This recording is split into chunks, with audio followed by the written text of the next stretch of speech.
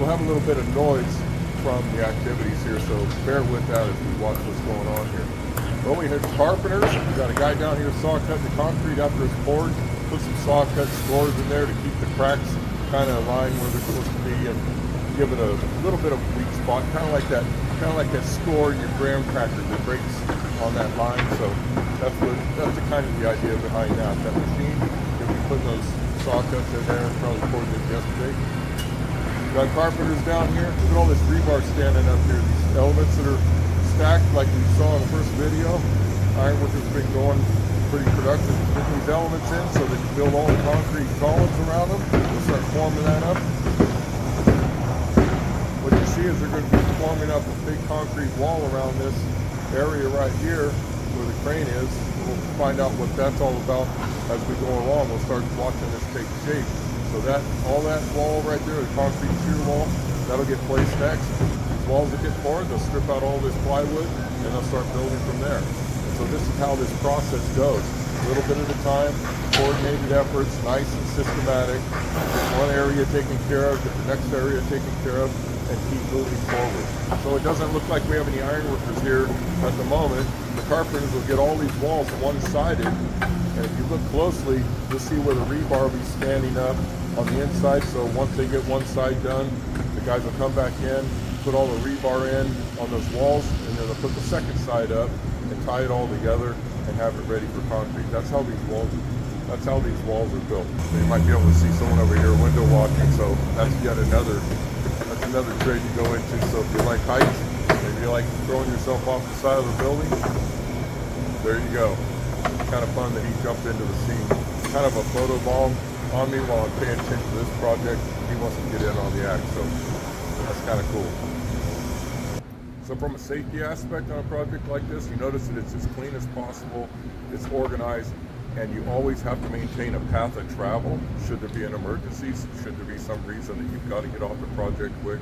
So they talk about that all the time, and the path of travel changes all the time. So that's one of the more challenging aspects of a project like this, is you can't just have people working everywhere and all of a sudden everyone gets locked in and closed off. And so the soil that you see, it's ramped down so someone doesn't fall. They have a little guardrail there set up for certain areas so someone doesn't inadvertently tumble off. There's constantly safeties in mind. If rebar is sticking up, they usually have to put caps on it if it's down low enough. You don't want anyone falling and getting impaled on anything, so that's always another thing to watch for. Watch for trip hazards. Like I said, path of travel, trip hazards, anything that might be sitting around falling over, something that's leaned up on something. So there's all kinds of safety aspects you constantly have to be aware of, and then constantly have to be monitored and adjusted. You can't just put something somewhere and thinking that that's where it's going to land for the rest of the project. So there's a lot of things to manage when you're managing a project like this. But it's looking great so far. These guys are down here making money. They put in a good week's work this Friday afternoon. And looks like they know what they're doing. They got a lot of work done.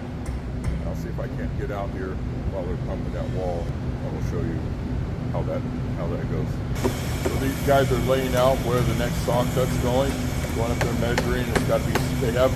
The engineers have it set up to where they want one of those saw cuts every so many feet. So they've got it all calculated out based on the size of the slab and where they want it, sometimes aesthetically. And so there's a little bit of thought that goes into that as well.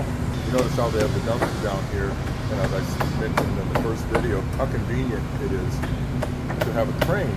So the crane can pick that dumpster and put it anywhere you want, so that it eliminates a lot of walking and back and forth and having to drag materials. What's nice about having a hook that dangles above the job site all the time? Think about it. Think about working out in your yard, and if you needed something to move, just this hook that comes down and you pick it up and move it. So that's what's nice about that crane. The rigger on the ground will signal the crane, call it down, drop that hook right where you want it. Pick that up. If I needed something to move 5 feet from there to there just to get it out of the way I'm working, here comes the crane. Move it over, done deal. It's as simple as that. It saves so much time, so much effort, so much moving. One pick it from there, pick it over there. Got a load of material, bring it over here, put it down right next to where you're working, so nice, so convenient. And our window washer's getting all the way down. He's moving out pretty well.